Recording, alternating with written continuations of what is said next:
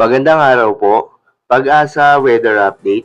Alamin ang lagay ng panahon ngayong araw ng Huwebes, August 31, 2023. At latest update sa Super Typhoon Goring at Severe Tropical Storm Hana.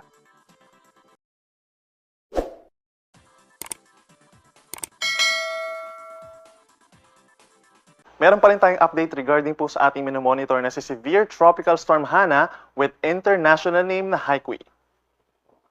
Huli pong namataan itong si Severe Tropical Storm Hana, 1,225 kilometers silangan ng extreme northern Luzon. Taglay ang hangin 95 kilometers per hour malapit doon sa kanyang sentro at may pagbugso hanggang 115 kilometers per hour.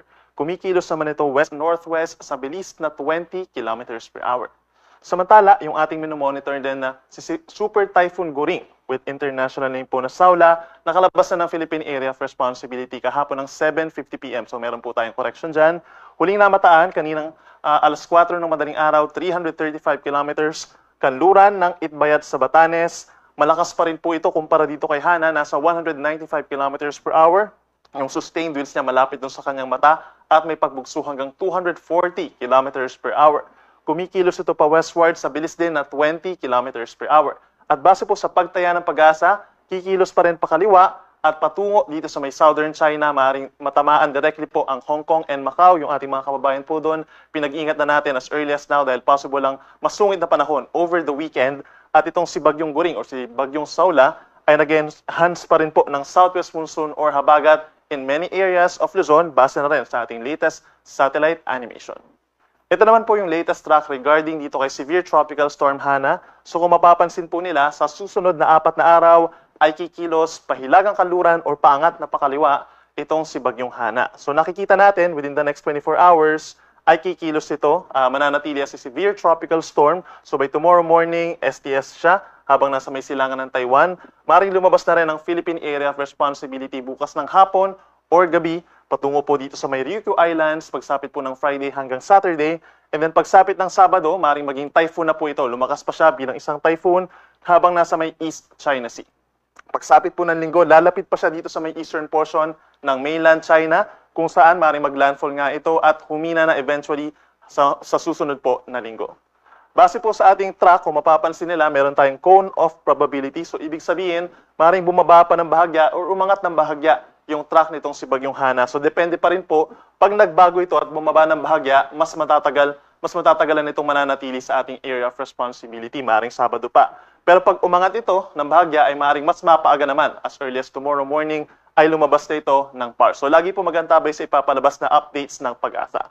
Samantala, yung kabuang lawak or yung diameter nitong si Bagyong Hana ay nasa around 500 kilometers. So kung mapapansin po nila, pag nag-traverse itong malakas po na hangin na dala ni Hana sa mga susunod na araw, ay mababa yung chance na maapektuhan ng malakas na hangin itong extreme northern Luzon. So base po sa ating latest track, mababa ang chance na magtaas din tayo ng tropical cyclone wind signals. Ngayong araw po and even in the coming days, may epekto pa rin po ng habagat or mga pag-uulan. Mayroon din mga pagbugso ng hangin dahil sa mga pinalalakas po ito ng mga bagyong Hana at ni formerly Goring.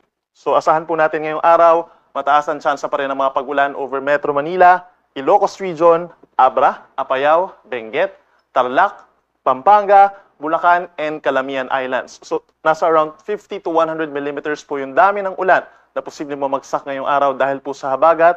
Importante itong figures na ito dahil makakapag-assess yung ating mga local disaster risk reduction offices kung posible ba magdulot ang dami ng ulan na ito ng mga pagbaha or pagguho ng lupa. Iba-iba po yan, iba-ibang risk kada lugar. Samantala po by tomorrow and even pagsapit po ng Sabado sa mga unang araw ng Setyembre, maulan pa rin over Metro Manila at malaking bahagi ng Ilocos Region as well as Abra, Benguet, malaking bahagi ng Central Luzon, itong Tarlac, Nueva Ecija, Pampanga, Bulacan, merong 50 to 100 millimeters na dami ng ulan sa mga light to moderate with the time-saving rains po yan. And sa Calabarzon, pinang-apektado ang Rizal. Then pagsapit po ng Sabado, affected na rin po ang Cavite and Batangas ng minsan malalakas na ulan. At sa Calamian Islands sa northern portion of Palawan, asahan din po for the next 3 days ang 50 to 100 millimeters na dami ng ulan. But please take note po, pagsapit po ng susunod na 3 araw, meron tayong 100 to 200 millimeters na dami ng ulan sa 3 probinsya, Zambales, Bataan, and Occidental Mindoro. Epekto rin po ito ng habagat. So walang direct effect itong si Bagyong Hana or yung si former Goring sa malaking bahagi po ng ating bansa. So yung mga magiging pag-ulan natin for the next 3 days ay dahil sa habagat, pinag-iingat natin ang ating mga kababayan sa mga posibleng pagbaha at pagguho ng lupa at even pag-apaw ng mga ilog. At laging magantabay sa mga updates ng pag-asa, yung mga heavy rainfall warnings natin, very useful yan sa ating mga estudyante at mga papasok sa kanilang trabaho and possible din po ang pagguho ng lupa. In terms of severe winds or malalakas na hangin, possible pa rin po yan kahit nakalabas na or malayo sa ating kalupaan itong mga bagyo na ating minomonitor. Gusty conditions or pabugso-bugsong hangin ang mararanasan over Ilocos Region and Cordillera Administrative Region ngayong araw po. Samantala today, up until Saturday, ay asahan din po ang malakas na hangin over Zambales, Bataan, Bulacan, ganyan din sa Aurora, Metro Manila, Calabarzon, Mimaropa, Bicol Region, even Western Visayas at northern portion of Eastern Visayas. Asahan po yung mga pagbugso ng hangin. Inuulit natin, hindi po ito directly coming from severe tropical storm Hana, bagkus ay dahil po ito sa habagat na siyang pinalalakas ng mga bagyong ating minomonitor sa ngayon. Mataas ang tsansa na mas malakas yung gusty conditions sa mga coastal areas at yung mga bulubundukin na lugar. Bukod dun sa ulan at sa malakas na hangin, meron din po tayong matataas na mga pag-alon dulot ng habagat na siyang ang pinalalakas nitong sina Bagyong Saula at ni Bagyong Hana. So over the northern seaboard of northern Luzon, dito po sa may Batanes, Babuyan Islands, northern Cagayan, and northern Ilocos Norte, hanggang 6 na metro or 2 palapag ng gusaling mga pag-alon ang posibleng maranasan ngayong araw dahil po yan kay Bagyong Goring.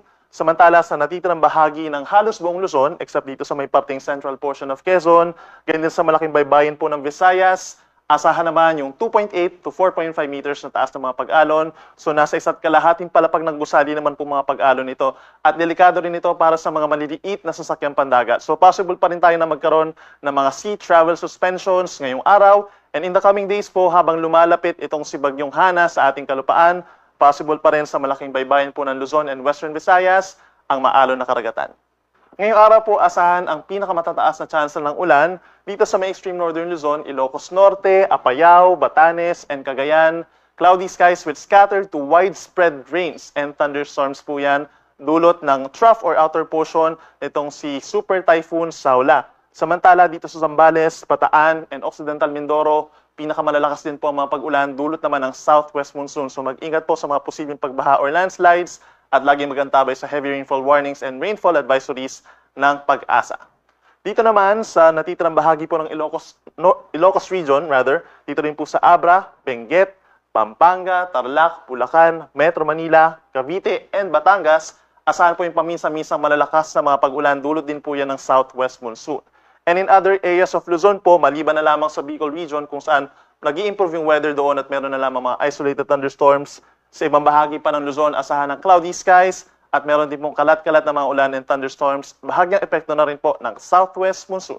Sa ating mga kababayan sa Visayas, pinaka-apektado ng habagat itong lalawigan ng Antique. So asahan pa rin po ang makulimlim na panahon na sasamahan ng kalat-kalat na ulan and thunderstorms.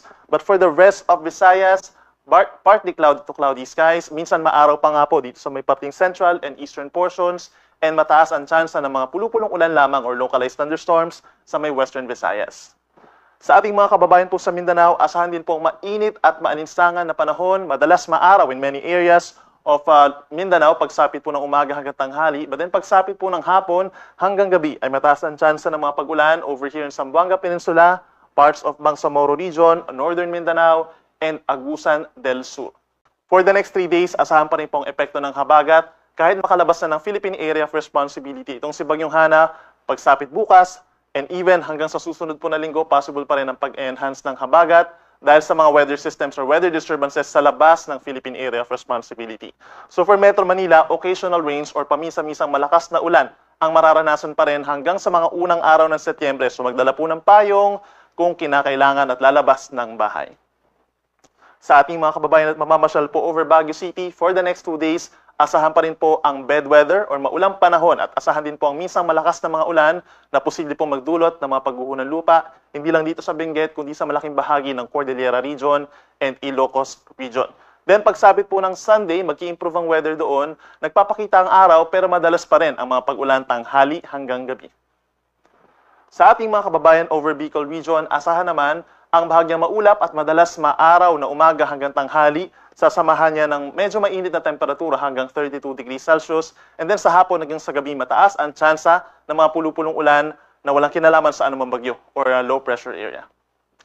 Sa ating mga kaigsunan din sa Metro Cebu, asahan din po ang mainit at maalinsangan na panahon, fair weather conditions. So asahan po ang madalas maaraw at minsan bahagyang maulap na kalagitan na merong mababang tsansa ng mga pag-ulan lalo na bukas at sa Sabado. At panghuli sa atong mga kaigsunan din sa Metro Davao, asahan din po ang mababang tsansa ng ulan over here in Davao City. Asahan ang bahagyang maulap at minsan maulap na kalagitan na sasama ng mainit at maalinsangan na panahon hanggang 34 degrees Celsius. So lagi pong hydrated, uminom ng maraming tubig at iwasan lumabas ng bahay between 10 a.m. hanggang 3 p.m.